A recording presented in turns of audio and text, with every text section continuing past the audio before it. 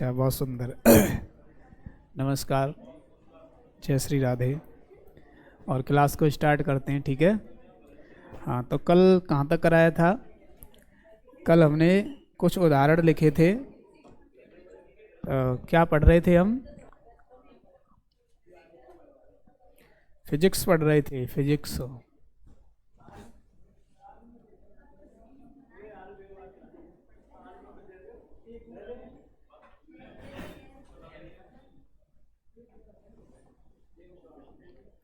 Physics पढ़ रहे, और फिजिक्स में क्या पढ़ रहे थे? अच्छा, गति के नियम पढ़ रहे थे।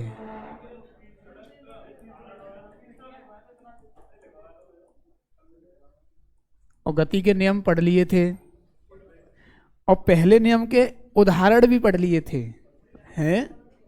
कल हमने उदाहरण लिखे कि इनमें कौन सा नियम लग रहा है। पहला नियम तो तीनों पढ़ लिए, लेकिन हम उदाहरण भी पढ़ लिए, लिख रहे थे, हैं? और पहले नियम के उदाहरण लिख लिए थे, दूसरे नियम के उदाहरण लिखते हैं। गति का दूसरा नियम, गति के दूसरे नियम के उदाहरण। पहला उदाहरण लिखो।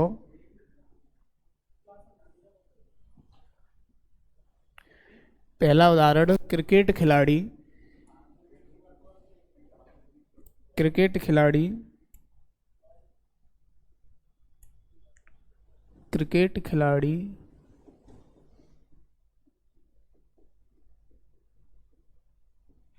गेंद को कैच करते समय, पकड़ते समय, कैच करते समय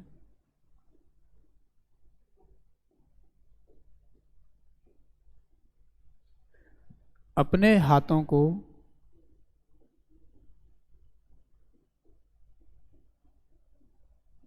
पीछे खींचता है।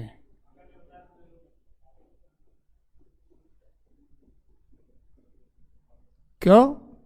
बल कम लगे हैं। समझ में आया ना? बताया था लेकिन लिखवाया नहीं।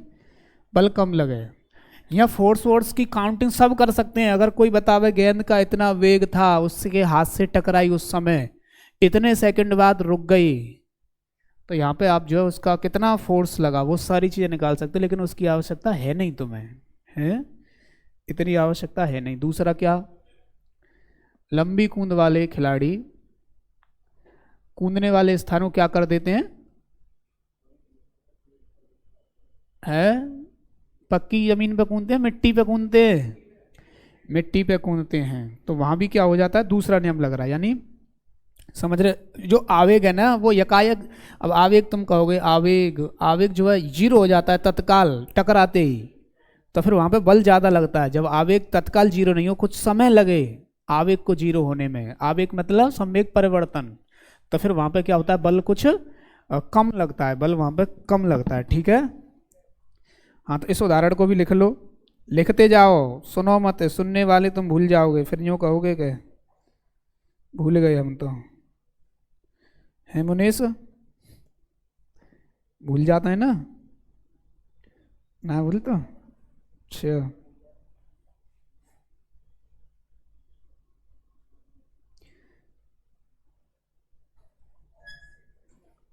लिखो, गद्दे की तुलना में,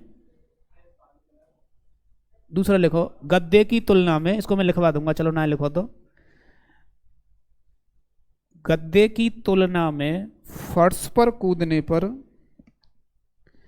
गद्दे की तुलना में फर्श पर कूदने पर, गद्दे की तुलना में फर्श पर कूदने पर चोट अधिक लगती है।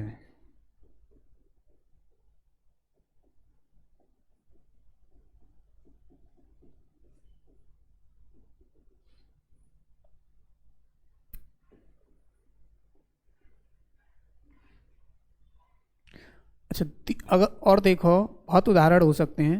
ईंट को तोड़ना है, किसे तोड़ना? ईंट को, या कील को ठोकना है, कील ठोकनी है।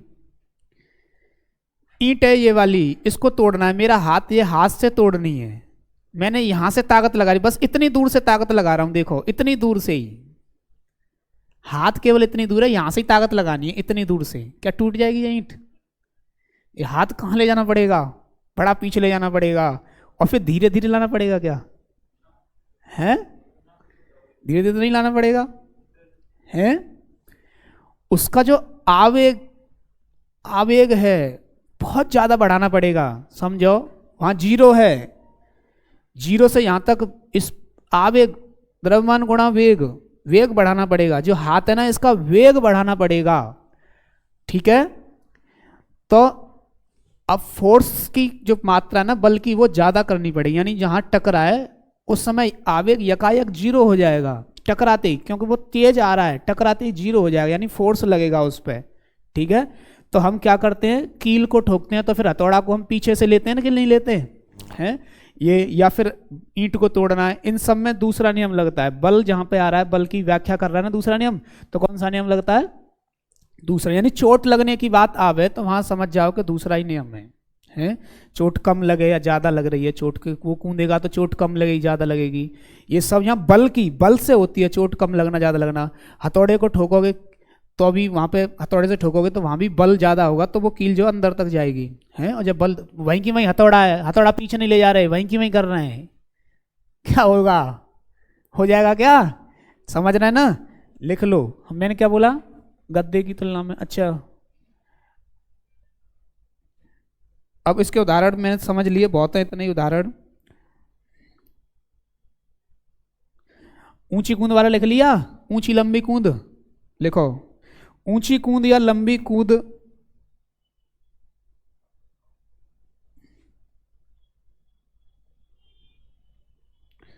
ऊंची कूद या लंबी कूद कूदने से पहले, ऊंची कूद या लंबी कूद कूदने से पहले, ऊंची कूद या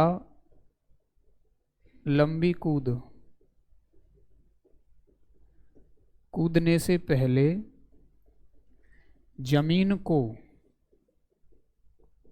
खोदकर हल्का कर दिया जाता है। जमीन को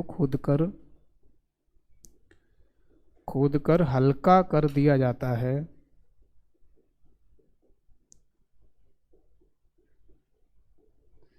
ताकि चोट कम लगे।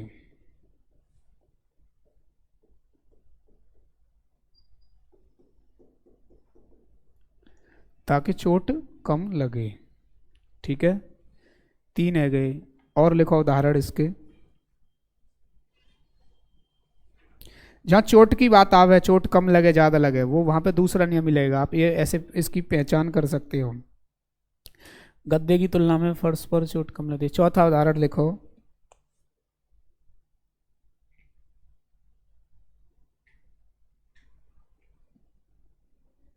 अब तीसरे नियम के उदाहरण लिखोगे या फिर तीसरे के लिखो?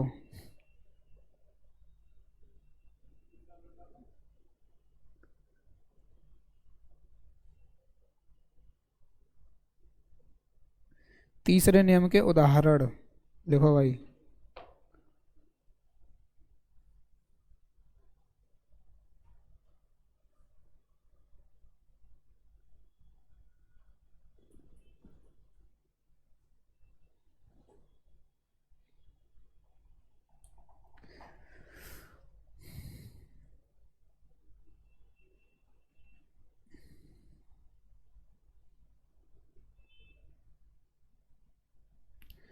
तीसरे नियम के उदाहरण, गति के तीसरे नियम, तीसरे नियम के उदाहरण।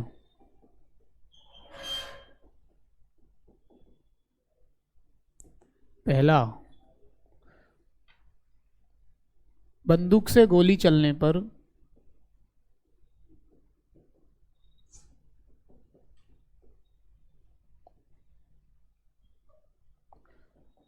चलाने पर पीछे की ओर झटका लगना। अरे क्रिया के बराबर प्रतिक्रिया होती है। तीसरा नियम लिखा कि नहीं लिखा, पहले तो ये बताओ। क्या तीसरा नियम लिख चुके हैं? लिख लिया ना। जितनी क्रिया उतनी प्रतिक्रिया, यानी कोई वस्तु अगर एक वस्तु पे बल लगा रही है तो दूसरी वस्तु भी उस पर बल लगाती है। ठीक है, यानी यह झटका पीछे की ओर लगे तो समझ जाओ कोई भी प्रतिक्रिया पीछे की ओर हो वहां कौन सा नियम लगेगा? तीसरा नियम। जैसे कि मैंने कल बताया था कि अगर आदमी पानी है इतना ऊंचा, बीच पानी में ही वो चाहता है कि पैर को नीचे कर रहा है, बीच पानी में से ही बढ़ना चाहता है तो बढ़ नहीं पाएगा। पैर जब तक जमीन पर नहीं टिकेगा, जमीन को धक्का नहीं लगाएगा, और जमीन जब तक उसमें धक्का नहीं लगाएगी उसका पैर आगे नहीं बढ़ेगा। हवा में ही चाहे कोई कि हवा में तो ही बढ़, धक्का लग जाए पैर में तो नहीं लगेगा है। इसलिए जब दूसरा बल भी लगे पीछे की तरफ तो वहां कौन सा नियम लगता है? तीसरा। ठीक है, बंदूक से चलने वाली गोली। हाँ, अब नाव से तुम उतरो, नाव है, नाव से उतरते हो तो पीछे को धक्का लगाते हैं तब आगे कूद पाते हैं, तो नाव पीछे चली जाती है यानी पीछे कोई जावे तो वहां कौन सा नियम है? तीसरा। हाँ लिखो दूसरा उदाहरण इसका। नाव से उतरने पर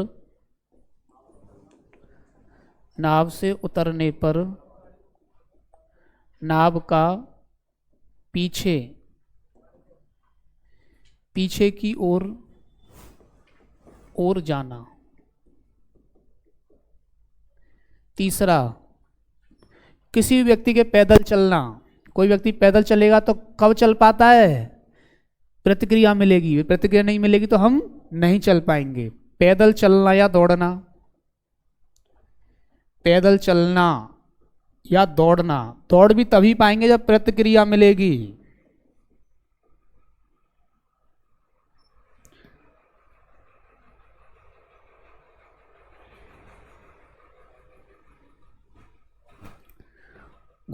ऐसे उदाहरण आए कि घोड़ा किसी गाड़ी को खींच रहा है, आगे बढ़ रही है गाड़ी, तो प्रतिक्रिया मिलेगी तभी आगे बढ़ पाएगी। घोड़ा पैर जमीन में लगाएगा बहुत तेज, और जमीन ऐसी है कि वो प्रतिक्रिया ना मिले। पक्के में है, यहाँ पे जो है घर्षण रहित कर दिया ऐसे, तो घोड़ा के पैर ही फिसल जाएंगे। जब प्रतिक्रिया नहीं मिलती है पैर फिसल जाते हैं, तो वहाँ प्रतिक्रिया नहीं मिलती, आगे नहीं बढ़ पाते। तो घोड़ा का गाड़ी को खींचना, ये सवाल आया है पेपरों में, इसलिए इसको सब लिखवाते हैं। घोड़ा का गाड़ी को खींचना, ऐसे ही आया है, घोड़ा का गाड़ी को खींचना।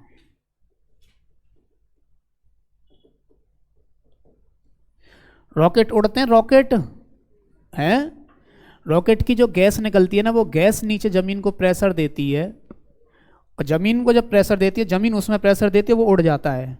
ठीक है, तो प्रतिक्रिया मिलती है तभी तो उड़ता है, प्रतिक्रिया नहीं मिलेगी तो नहीं उड़ेगा। जब ऊपर वो चलता है तो उसमें से गैस निकलती हैं, ऊपर जब उड़ रहा होता है गैस निकलती हैं जलती हुई, वो हवा में हवा को धक्का देती है, हवा उसको देती है, तब ऊपर चल पाता है वो।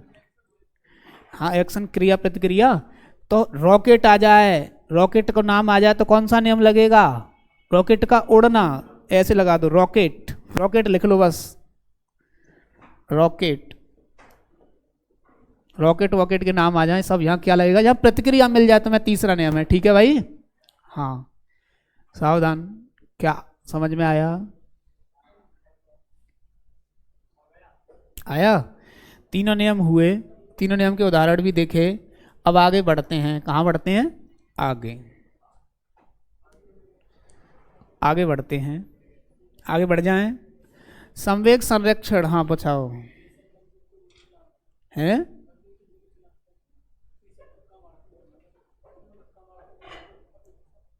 कितना धक्का मारती है उतना ही धक्का मारेगी, बल दोनों बल बराबर होंगे। जितना बल जो है चलाते समय लग रहा है आगे की तरफ, उतना ही धक्का मारेगी है, आधा नहीं मारती है, बराबर। क्रिया के बराबर प्रतिक्रिया होती है हमेशा। ठीक है, अब जहाँ में वो देखोगे बंदूक की गोली जब निकली कितना वेग था उसका, क्या था, वजन कितना था,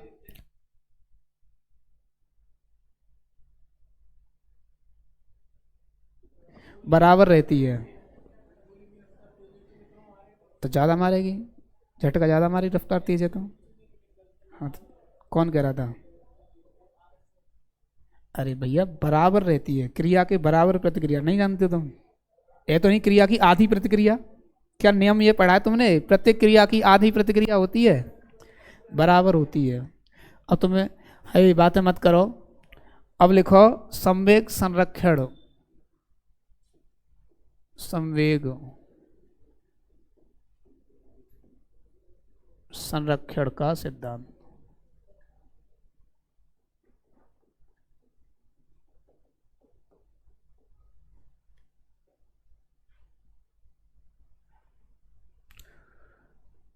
इसको मैं सिखाऊंगा, एक न्यूमेरिकल आ जाता है इसका, इसलिए इसे लिखवा रहे हैं।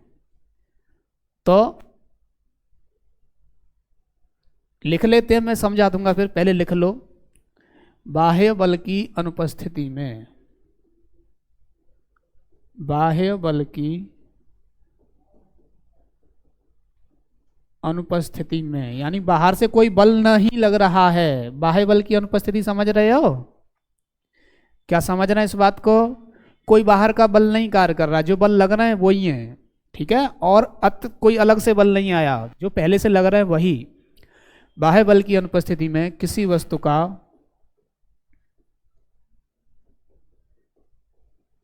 संपूर्ण संवेग संरक्षित रहता है।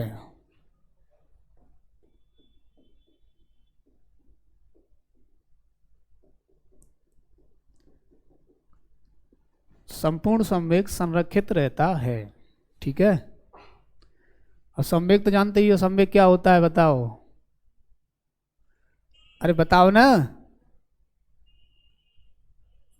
बताओ क्या होता है संवेग? अरे एक दूसरे की तरफ मत देखो, तुमसे ही पूछ रहे हैं। जो देख रहा है दूसरे की तरफ समझ जाओगे, उसको पता है कि मुझसे ही पूछ रहे हैं। तो मैं अब देख लूं, कहूँ ऐसा ना हो जाए तो पूछ ले। बताओ संवेग क्या है? हाँ तुम बताओ, चलो। हैं? अब देखो ना आए भी तो कितना बड़ा फायदा है रो है।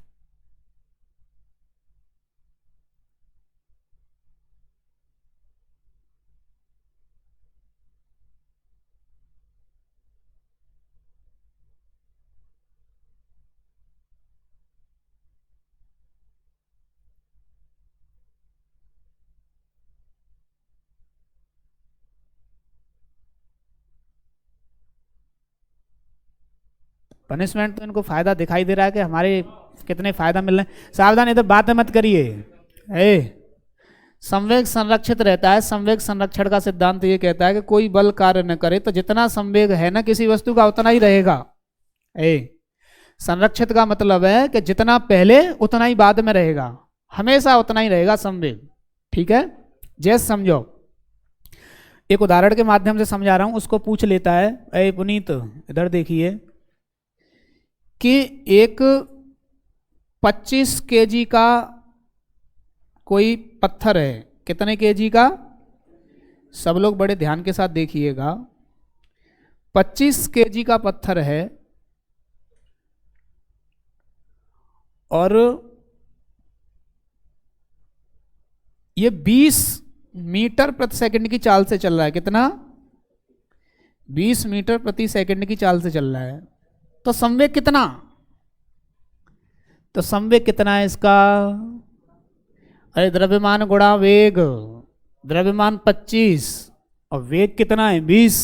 तो 25 दूनी 50, 500 हो गया। कितना हो गया? 500। संवेग कितना हो गया? 500। संवेग है इसका 500। संवेग 500 है। अब आगे क्या हुआ? ये टूट गया है। ये चल रहा था, क्या कर रहा था? लुढ़क रहा था। ये लुढ़कते लुढ़कते लुढ़कते लुढ़कते यहां आते ये टूट गया। क्या हुआ? एक 15 किलो का बन गया, 2 टुकड़ा हो गए, एक टुकड़ा 10 किलो का हो गया, ठीक है। अरे कितने किलो का था? 25 किलो का था। पुनीत बातें नहीं करी जाए। बात करेगा तो सबसे पीछे बैठो।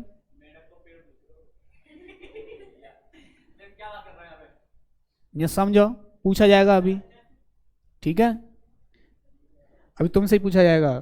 25 किलो का 2 जगह टूटा, एक 15 किलो 10 किलो, 25 किलो हो गया ना वजन। तो अब उसने क्या कहा?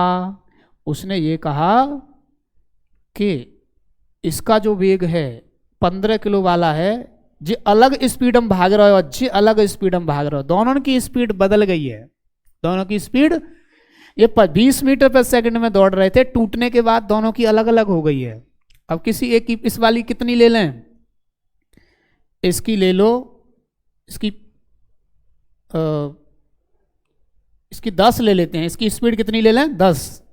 मान लीजिए 15 वाला 10 मीटर प्रति सेकंड की वेग से दौड़ रहा है, कितने से, 10 मीटर प्रति सेकंड के वेग से दौड़ रहा है, तो ये 10 वाला कितने से दौड़ेगा, ये पूछा जा रहा है कि इसकी स्पीड कितनी हो जाएगी। इसकी तो घट गया। अच्छा यहां देखो कि यहां संवेग कितना था 500, और इसका संवेग कितना है 150, और बचा कितना 350 बचा। कितना बचा, संवेग संरक्षण का सिद्धांत ये कहता है कि यहां पे जितना संवेग उतना ही संवेग वहां रहेगा। संवेग घटता बढ़ता नहीं है, संवेग जो है कभी घटता बढ़ता नहीं है। संवेग संरक्षण का सिद्धांत ये कहता है कोई बाहर से बल कार्य न करे तो।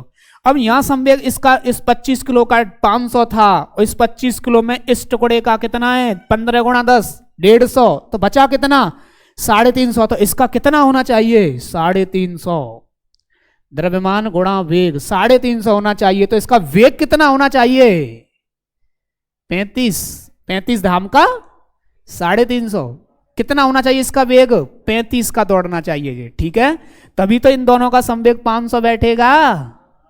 ये संवेग संरक्षण का सिद्धांत कहता है। ये पूछ लेता है कि यदि एक टुकड़ा का वेग ये है तो दूसरे टुकड़े का वेग ज्ञात करें। नहीं आया समझ में, आया फिर दोबारा समझो।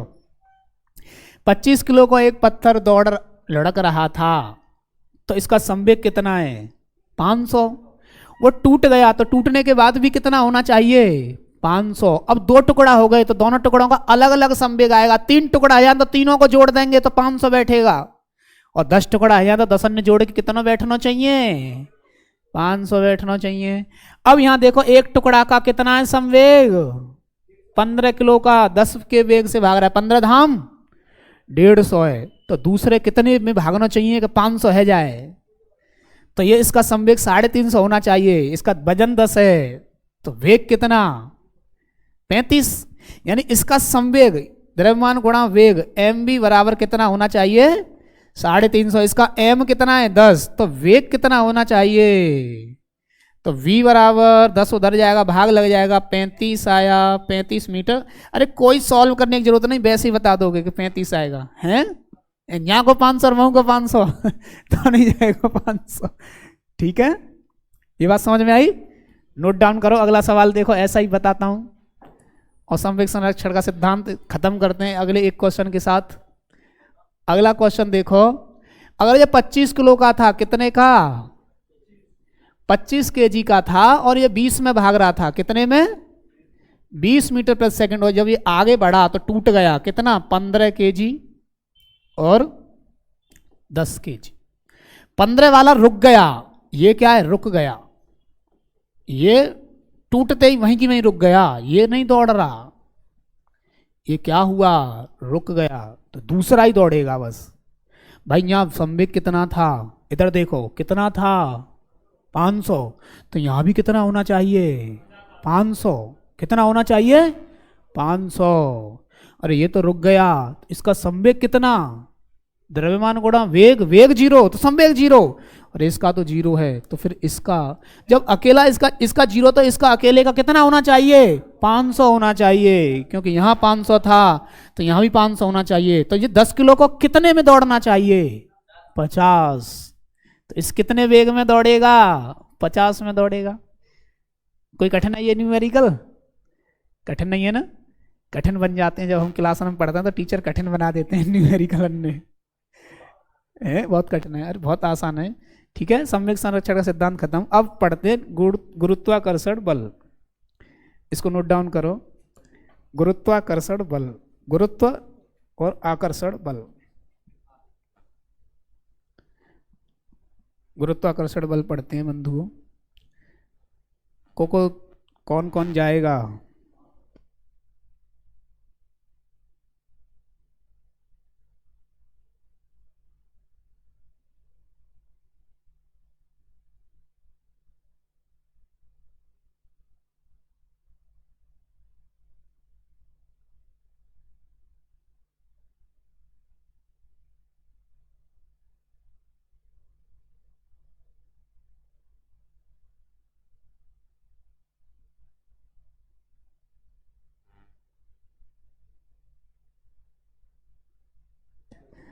ठीक है, कोई ये मत कहिएगा। और हमारे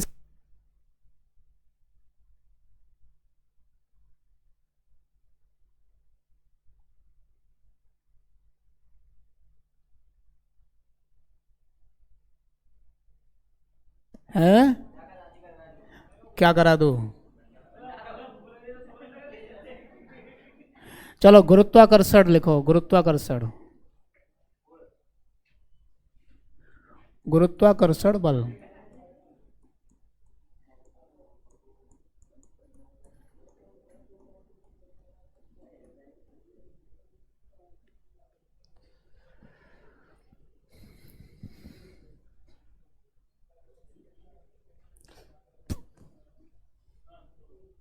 क्या लिख रहे हो? गुरुत्वाकर्षण बल। तो बंधुओं समझो, पहले समझो करो तब लिखो करो। और समझोगे ना, केवल लिख लो तो वो क्या कुछ होगा? नहीं होगा। तो भाई समझ में कछु आ रहा हो कि ना आ रहा हो? हाँ आ रहा हो, अच्छा ठीक है। भाई काऊ की समझ में ना करे तो बता दिया करो। क्यों? क्योंकि आप देखो फीस दे रहे हो, और जब आप बताओगे नहीं, कितनी बार कहा है मैंने कि आप बता दिया करो।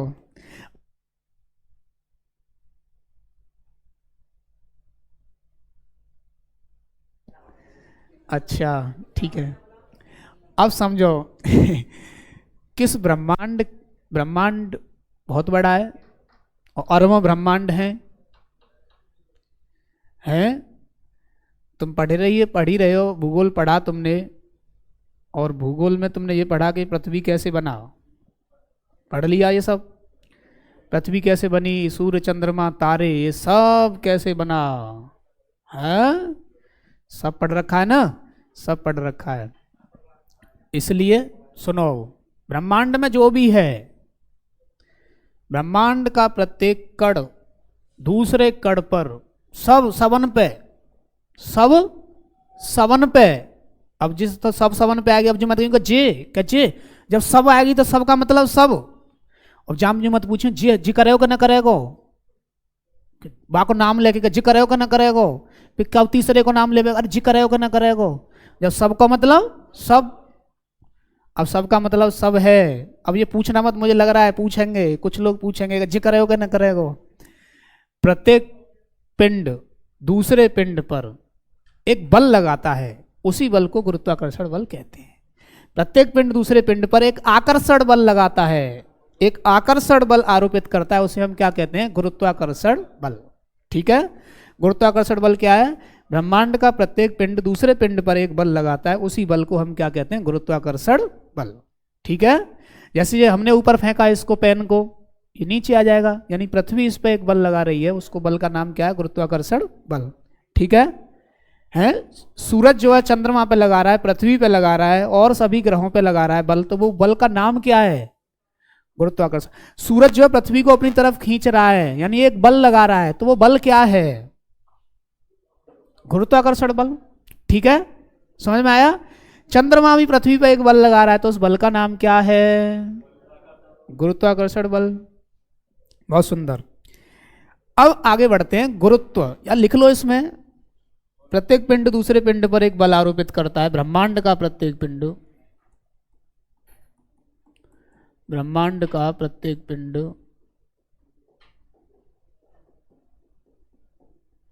दूसरे पर एक बल लगाता है, एक बल लगाता है, जिसे गुरुत्वाकर्षण बल कहते हैं।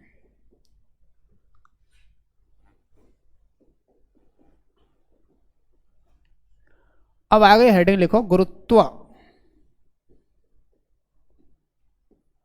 ग्रेविटी।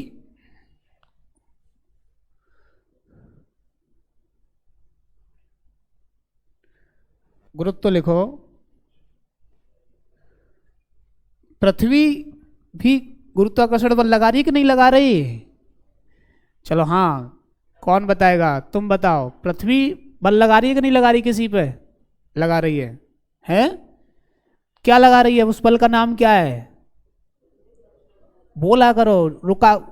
अरे बोलोगे तब सीखोगे, जब तक बोलना अंदर से आवाज नहीं निकलेंगी तब तक दोबारा पढ़ने की आवश्यकता रह जाएगी। बोलो क्या? गुरुत्वाकर्षण बल। लेकिन हम कहाँ रह रहे हैं? पृथ्वी पर रह रहे हैं, इसलिए हमने पृथ्वी को क्या बना दिया है? विशेष बना दिया है। क्या बना दिया है? विशेष। और सबको हमने बराबर कर दिया, लेकिन हमारी पृथ्वी तो अलग ही है, हैं? हाँ, तो इस पृथ्वी के गुरुत्वाकर्षण बल का एक नाम रख दिया। क्या नाम रख दिया? गुरुत्व। पृथ्वी के गुरुत्वाकर्षण बल का हमने क्या नाम रख दिया है? गुरुत्व। तो कहीं गुरुत्व बोला जाए तो इसका मतलब वो पृथ्वी का है। वो गुरुत्वाकर्षण बल किसका है? पृथ्वी का। और केवल गुरुत्वाकर्षण बल भी बोल सकते हो, क्योंकि उसी का नाम तो गुरुत्व रखा है, हैं? नहीं आया? तो पृथ्वी के गुरुत्वाकर्षण बल को क्या कहते हैं? लिख लीजिए। अरे लिख ले करो, अपने आप लिख ले करो भाई। लिख लिया? लिखो करो। और जा पेन का यूज मत किया करो, ये पेन बहुत बेकार है। पेन ब्लू पेन यूज किया करो।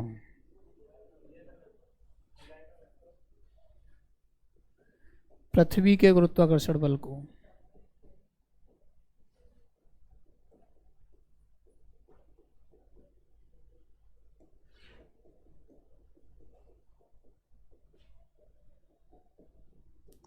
कल तो तुम्हारी रीजनिंग की क्लास होगी ना? 2 दिन रीजनिंग की क्लास होगी, 2 दिन जिसमें कोडिंग डिकोडिंग करा देंगे पूरा, और सैटरडे को पेपर है।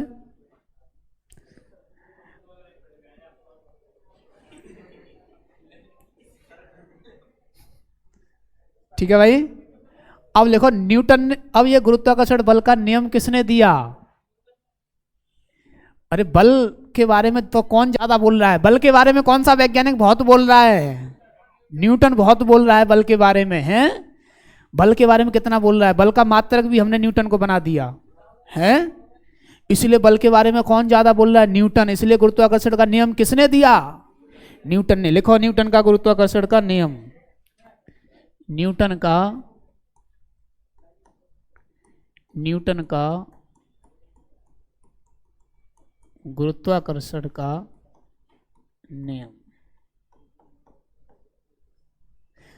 देखो दूर दूर बैठा करो, क्योंकि देखो ये इन पे बल लगा रहे हैं, ये इन पे बल लगा रहे हैं, ऐसे बल लगता है। तुमने अभी देखा कि सब इन पे लगा रहे हैं, तुम भी इन पे लगा रही हो बल। इसे दूर बैठो तो कम लगेगा बल, पास पास बैठेंगे बल ज्यादा लगेगा। हैं? तुम दूर हो, तुम पे कम लग रहा है। थोड़ी और दूर बैठो।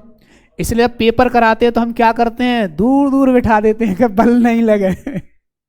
हैं? तो न्यूटन ने क्या दिया? गुरुत्वाकर्षण बल का नियम दिया। क्या दिया उसने बोला कि 2 आदमी है, एक ये बैठा है, एक ये बैठा है।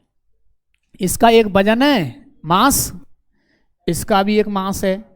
बोले जी पहलो है, तो जाते पहलो 95 का जी पहले भाई को 1 लगा दिया, दूसरे वाले का जी क्या लगा दो? 2 लगा दिया कि भाई जी दूसरा है। m2 क्या है? दूसरा। दूसरे का मास, दूसरे का द्रव्यमान m2, m1 पहले का है।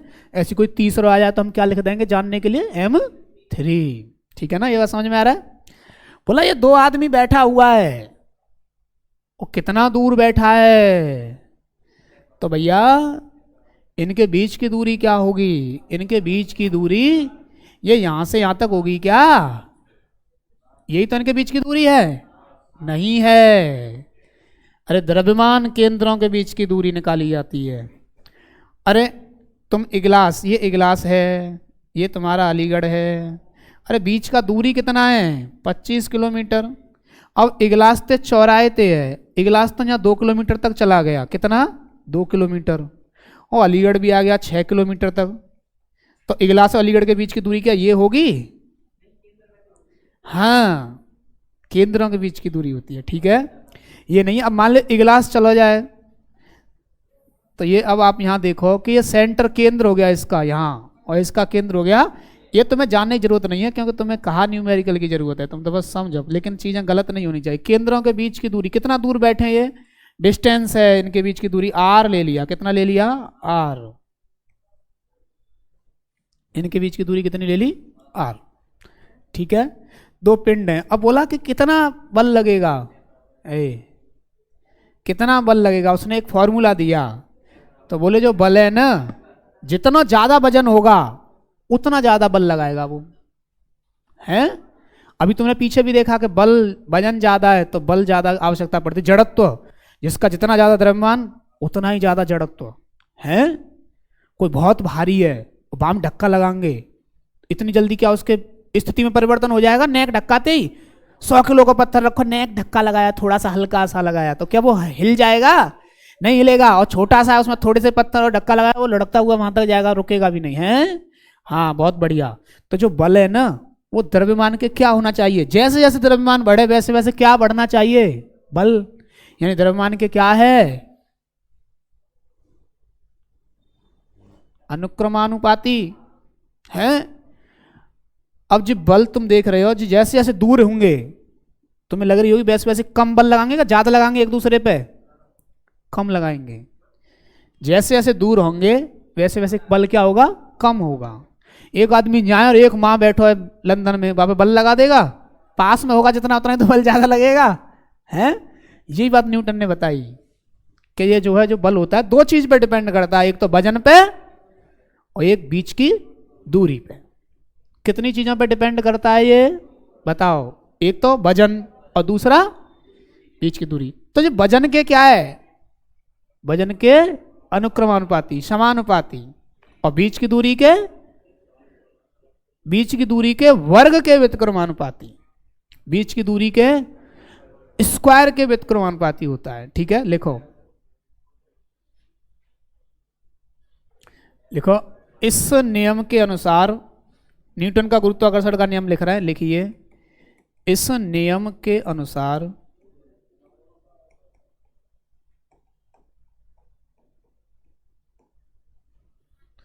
दो कणों के बीच का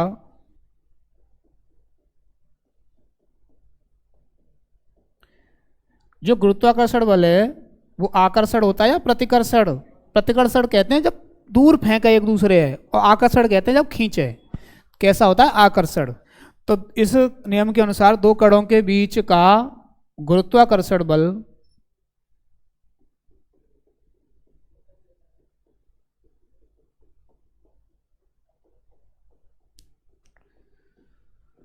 उनके बीच की दूर, उनके गुरुत्वाकर्षण बल उनके द्रव्यमान के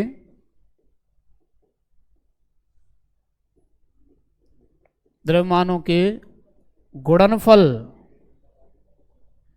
गुणनफल के अनुक्रमानुपाती, गुणनफल के अनुक्रमानुपाती, अनुक्रमानुपाती या समानुपाती दोनों शब्द लिख सकते हो। याद है इनने?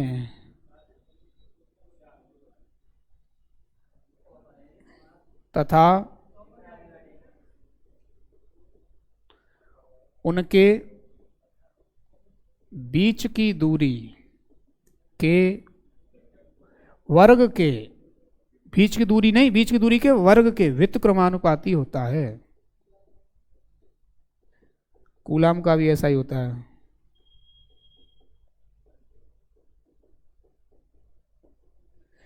बीच की दूरी के वर्ग के व्युत्क्रमानुपाती होता है।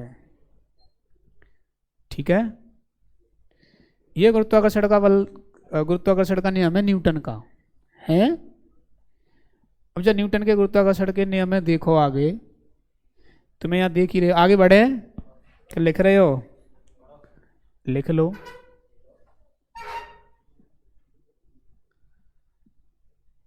मंगल भवन मंगल हारी, द्रवहु सुदशरथ अजिर बिहारी, दीन दयाल बिरधु समभारी, हरहु नाथ मम संकट भार। अरे भाई इधर देखो, ये M2, ये M1, और बीच का दूरी कितना है? R। तो जो बल का बल, बातें मत करो। ये नियम क्या कहता है कि जो बल है, बल को किससे प्रदर्शित करते हैं? एफ से। ये अनुक्रमानुपाती है किसके? द्रव्यमानों के गुणनफल m1 गुणा m2। यही तो है। देखो नियम ने ये कहा कि जो बल है वो द्रव्यमानों के गुणनफल के अनुक्रमानुपाती यानी ऊपर आते हैं, और व्युत्क्रमानुपाती में कहाँ आता है? नीचे। यानी ये जो है f जो है व्युत्क्रमानुपाती है किसके? Are square. आर स्क्वायर हो जाएगी है। तो आगे देखो कि अब इसको मिलाओ, इसको मिला देते हैं एक साथ, तो आर स्क्वायर नीचे आ जाएगी, m1 m2 ऊपर आ जाएगा। हमने कल भी देखा था कि जो ऊपर आते हैं उनके अनुक्रमानुपाती और नीचे वाले के क्या होता है? व्युत्क्रमानुपाती।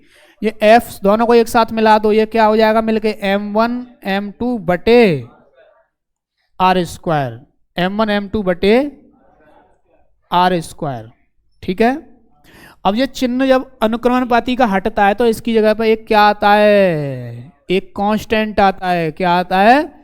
नियतांक आता है। तो f बराबर वो कांस्टेंट क्या है? वो कैपिटल G है। वो क्या है? Capital G। G m1 m2 बटे आर स्क्वायर है। दोबारा देखो, नियम ने कहा कि गुणनफल के अनुक्रमानुपाती और बीच की दूरी के वर्ग के व्युत्क्रमानुपाती, ये तो नियम हो गया ये वाला। तो अब हमने ये चिन्ह हटाया तो इसकी जगह बराबर का चिन्ह आ जाता है और एक नियतांक आ जाता है। तो नियतांक क्या आ गया? G। और बाद बाकी चीज वही है, m1 m2 बटे आर स्क्वायर। ठीक है। अब G आया, यहां पे कौन आया? G। जब G आया तो G के बारे में बताना पड़ेगा। ये G कौन है? कहां से आया है? ये कौन है भाई? कहां से आया है? इसको बताना पड़ेगा ना। हाँ लिखो, यहां G नीचे लिखो, यहां G पहले समझ लो। यहां G क्या है? G नियतांक है, कांस्टेंट। यहां G नियतांक है, यहां G क्या है? नियतांक। ठीक है। इसको नोट डाउन करो, पहले आगे बताता हूं। जहां G नियतांक है, इसके नीचे की चीजें हैं वो, इसके नीचे तुम्हें वो लिखना है, इसको लिखो। नहीं समझ में आया तो पूछ लिया करो। कौन पूछा? कोई ना पूछा। अच्छा,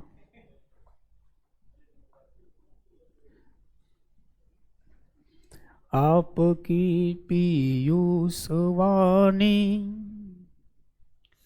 शब्द को भी धन्य करती, आपकी आत्मीयता थी युगल नयनों से बरसती। अच्छा, कौन बोला भाई? आगे देखो, G क्या है? कांस्टेंट। G क्या है? कांस्टेंट। ये बात समझ में आ रही है? G कांस्टेंट है। G का वैल्यू निकालेंगे तो G का वैल्यू कांस्टेंट, जहां G नियतांक है, जिसे लिखो, जिसे सार्वत्रिक, यूनिवर्सल, सार्वत्रिक का मतलब पूरे यूनिवर्स में कहीं भी चले जाओ, हर जगह। सार्वत्रिक का मतलब यूनिवर्सल, पूरे ब्रह्मांड में कहीं चले जाओ, हर जगह G है। ठीक है। जिसे सार्वत्रिक गुरुत्वाकर्षण, जिसे सार्वत्रिक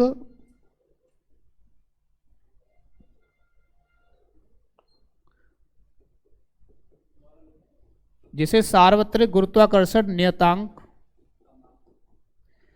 जिसे सार्वत्रिक गुरुत्वाकर्षण नियतांक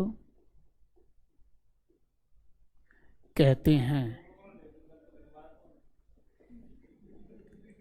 जहां G नियतांक है, जिसे सार्वत्रिक गुरुत्वाकर्षण नियतांक कहते हैं। ये पूछ लेता है कि सार्वत्रिक गुरुत्वाकर्षण नियतांक, याद रहना चाहिए, सार्वत्रिक यानी यूनिवर्सल ग्रेविटेशनल कांस्टेंट, सार्वत्रिक गुरुत्वाकर्षण नियतांक, यूनिवर्सल ग्रेविटेशनल कांस्टेंट। सार्वत्रिक यानी यूनिवर्स में कहीं चले जाओ, हर जगह है G है। और कांस्टेंट भी है, इसका मतलब मान नहीं बदलता। कांस्टेंट किसे कहते हैं? नियतांक वो होता है जिसका वैल्यू बदले ही ना कबो, जिसकी वैल्यू कभी भी, अरे सूरज पर चले जाओ चाहे चंदा पर चले जाओ, चाहे पृथ्वी पे चले जाओ, चाहे मंगल पे चले जाओ, चाहे अरुण पे चले जाओ, चाहे वरुण पे चले जाओ, कहीं भी चले जाओ, जी का मान बदलेगा नहीं। ठीक है, ये बात समझ में आई। कांस्टेंट क्या होते हैं? जिनकी वैल्यू कभी बदलती नहीं है, उनको हम क्या कहते हैं? कांस्टेंट, नियतांक। ठीक है, अब कोई मत पूछो ना, एक देर बात करे जी का मान चंदा पे कितना होगा, क्या सूरज पे कितना होगा। जी, ये वाली जी, कैपिटल जी। अभी एक छोटी जी और होती है, वो अभी आया नहीं है, वो पहले आ चुकी है, वो अभी आएगी, उसका बात बताएंगे। लेकिन ये कैपिटल जी है, कौन है ये? बड़ी जी है। ये क्या है ये? तो कैपिटल जी का नाम क्या है? सार्वत्रिक गुरुत्वाकर्षण नियतांक। कैपिटल जी का नाम क्या है? सार्वत्रिक गुरुत्वाकर्षण नियतांक। नाम याद रख लो इसका, सार्वत्रिक गुरुत्वाकर्षण नियतांक। सार्वत्रिक का मतलब यूनिवर्सल, पूरे ब्रह्मांड में है जी, हैं। और ग्रेविटेशनल कांस्टेंट है यूनिवर्सल ग्रेविटेशनल कांस्टेंट, सार्वत्रिक गुरुत्वाकर्षण नियतांक है जी। अब जी का वैल्यू निकालो, सीताराम सर। जी का वैल्यू यहां से निकालोगे तो क्या निकल के आएगा? देखिए यहां पे जी का मान निकालना है, जी का मान निकालना है, सबको उधर भेजो, केवल जी को उधर छोड़िएगा। अब अगर आप जी का वैल्यू निकालोगे तो हम क्या करेंगे? केवल जी को इधर छोड़ो, सारी चीजों को इधर लेके आओ। 9.8 कौन बोला? देखो इधर आओ, तो ये आर जो बटे में है, बटे वाली संख्या जब इधर आएगी तो क्या होगा? भाग वाली संख्या जब इधर आएगी तो क्या होगा? है गुणा। और गुणा वाली संख्या जब इधर आएंगी तो भाग होगा। तो ये आर स्क्वायर इधर आएगा तो गुणा हो जाएगा, एफ के साथ में गुणा हो जाएगा, एफ आर स्क्वायर। और m1 m2 को इधर लेके आओ तो बटे में आएगा या गुणा में? बटे में, बटे m1 गुणा m2, और उधर क्या रह जाएगा? जी। बहुत बढ़िया, केवल जी आ गया उधर, हैं? केवल जी आ गया उधर, कि नहीं आया? तो जी बराबर आया एफ आर स्क्वायर बटे m1 गुणा m2। ये याद नहीं करना है, ये वैसे ही लिख रहा हूं। क्यों लिख रहा हूं? इसको लिखना मत तुम लोग, इसको तुम लोग लिखना मत। यहां से जी का मात्रक बनाएंगे। क्या बनाएंगे? मात्रक। तो जी का, जी है केवल इधर, तो इन सब के मात्रक लिख देते हैं, तभी तो मात्रक बनता है उधर वाली संख्या का। जैसे हमने f बराबर ma लिखा था, तो मात्रक क्या लिखा? अरे m क्या है? वजन, इसका मात्रक किलोग्राम, और a क्या है? त्वरण। अरे त्वरण का मात्रक क्या होता है? मीटर प्रति सेकंड स्क्वायर। तो किलोग्राम मीटर प्रति सेकंड स्क्वायर मात्रक किसका आया? बल का आया। ऐसे जी का मात्रक लिखना है, तो एफ आ रहा है इधर, एफ का मात्रक क्या होगा बंधुओं? एफ का मात्रक क्या है? न्यूटन। क्या है? न्यूटन। अच्छा, रेडियस, ये दूरी है, दूरी का मात्रक क्या होगा? दूरी का मात्रक मीटर, और दूरी के ऊपर वर्ग लगा हुआ है, देखो आर स्क्वायर है, तो मीटर स्क्वायर हो जाएगा, newton metre square. Metre square बटे द्रव्यमान का मात्रक जावाई को कितना होगा? किलोग्राम, और जऊ को, और किलोग्राम में किलोग्राम का गुणा हो रहा है, तो किलोग्राम। बहुत बढ़िया, न्यूटन मीटर स्क्वायर बटे किलोग्राम स्क्वायर। ये किसका मात्रक आया? कैपिटल जी का। जी कांस्टेंट है, यूनिवर्सल कांस्टेंट है, पूरे ब्रह्मांड के अंदर है, और कांस्टेंट है, इसलिए इसका मान बदलता नहीं है। अरे कांस्टेंटों के मान बदलते हैं क्या? नहीं बदलते, तो इसका मतलब जी का मान बदलेगा नहीं। जी का मान कितना होता है? जी बराबर होता है 6.67 इंटू 10 टू द पावर -11। बहुत बढ़िया, 6.67 गुणा 10 की power -11, 6.67 into 10 to the power -11। और क्या आएगा मात्रक? मात्रक क्या आएगा? Newton metre square, newton metre square बटे किलोग्राम स्क्वायर। जी का मान कितना? ये पूछने को आता है, कई पेपरों में आया, एक पेपर में नहीं आया, कई पेपरों में आया। 6.67 गुणा 10 की पावर -11, लेकिन मात्रक को गलत कर देगा, इसलिए मात्रक याद रखो, मात्रक बनाना सीखो। मात्रक कहां से बनाया है? यहां से एफ बराबर G M M upon R square से बनाया। जी बराबर क्या आया? एफ आर स्क्वायर बटे m1 m2, F R square यानी न्यूटन मीटर स्क्वायर बटे किलोग्राम स्क्वायर। किसका मात्रक आया?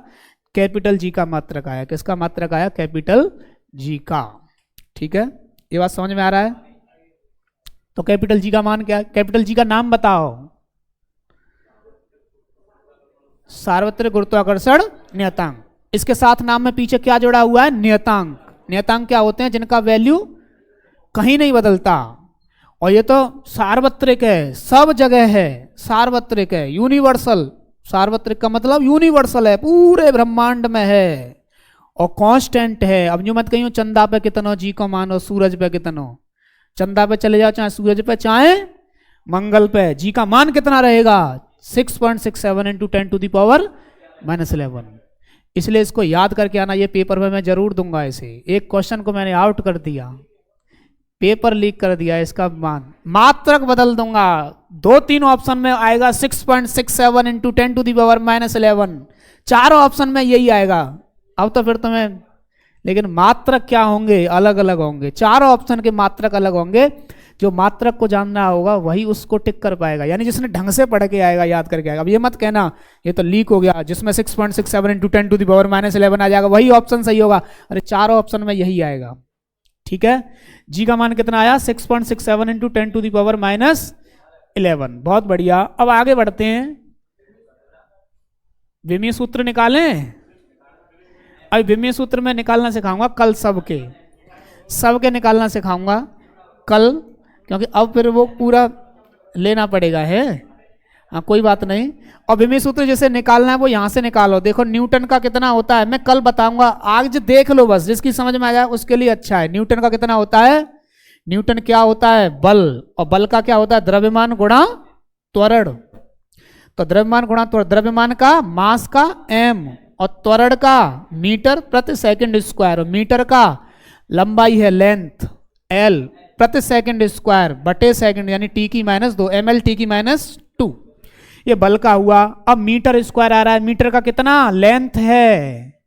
l की पावर 2 बटे किलोग्राम स्क्वायर, किलोग्राम का कितना है? m की पावर 2। अरे काटो, अब m की ऊपर जाएगा m, तो m की -1, l की यहाँ 1 और यहाँ 2, l की 3 और t की, ये इसका विमीय सूत्र हुआ।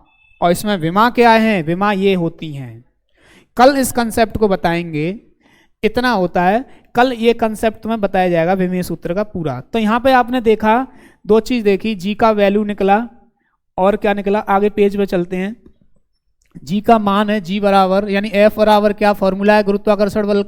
न्यूटन ने जो फॉर्मूला दिया वो क्या दिया? जी m1 m2 बटे आर स्क्वायर है, आर स्मॉल ले लेते हैं, आर स्क्वायर, ये दिया ना। अच्छा, अब मैंने क्या बताया कि जो गुरुत्वाकर्षण बल है वो बल अगर पृथ्वी लगावे तो उसका नाम क्या है? गुरुत्व। ठीक है, पृथ्वी का जो द्रव्यमान है उसे कैपिटल एम लेते हैं। क्या लेते हैं? कैपिटल एम, बड़ा एम। हमेशा पृथ्वी के द्रव्यमान को क्या लेते हैं? बड़ा एम। और पृथ्वी की त्रिज्या को हमेशा क्या लेते हैं? बड़ी आर। ठीक है, अब ये बताओ कि पृथ्वी के ऊपर कोई वस्तु रखी हुई है, ये छोटी सी, हम ही बैठे हुए हैं, तो हम पर कितना बल लग रहा है? हम पर कितना बल लग रहा है? या जी की वैल्यू निकालें, बल की वैल्यू निकालें, वो सारी चीजें निकालेंगे। तो पृथ्वी का द्रव्यमान पता होगा किसी को, वो निकाल लेगा। अब यहाँ देखो आप कि ये जो पृथ्वी के ऊपर बैठा हुआ है, ये तो पृथ्वी पे बैठा हुआ है। मैंने अभी उदाहरण दिया था कि ये इगलास है और ये क्या है, इनके बीच की दूरी कितनी है? 25 किलोमीटर। ये अलीगढ़ है। अरे इगलास चला गया 3 किलोमीटर तक और अलीगढ़ आ गया 10 किलोमीटर तक। क्या इनके बीच की दूरी ये होगी? नहीं होगी, यही रहेगी।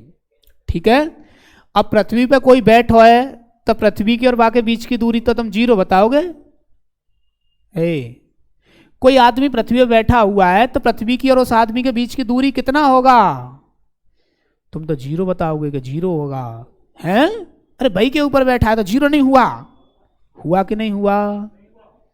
नहीं हुआ। अरे केंद्रों के बीच की दूरी होती है। पृथ्वी का केंद्र ये रहा, यहां से यहां तक की दूरी, तो ये त्रिज्या के बराबर होगी। किसके बराबर? पृथ्वी की त्रिज्या के बराबर होगी। मैंने अभी बताया था केंद्रों के बीच की दूरी होती है।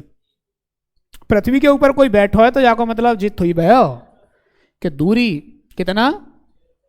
6470 किलोमीटर होती है। ये 6370। पृथ्वी की त्रिज्या कितनी होती है? 6370 किलोमीटर एवरेज, औसत। ठीक है, अच्छा यहां देखो अब तुम लोग, अच्छा पृथ्वी जो अभी मैंने भार का कंसेप्ट तुम्हें बताया नहीं, वेट नहीं बताया ना तुम्हें, वेट बताया नहीं है। अब इसको फिर अकल ही बताएं तो वेट की डेफिनेशन लिखानी पड़ेगी है, और समय तो हो चुका है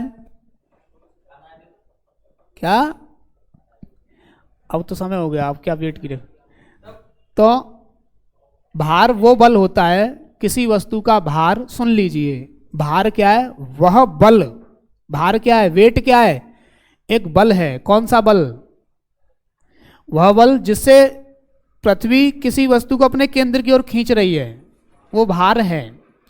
अब यहां देखो F बराबर क्या होता है, ये इस पे भार लग रहा है, पृथ्वी खींच रही है ऐसे हैं, तो जो बल लग रहा है वो क्या है, गुरुत्वाकर्षण बल लग रहा है ना, पृथ्वी खींच रही है ऐसे, कितने बल से खींच रही है, F बराबर mg, F बराबर mg, F बराबर mg, कल मैं बताऊंगा इन चीजों को तुम्हें।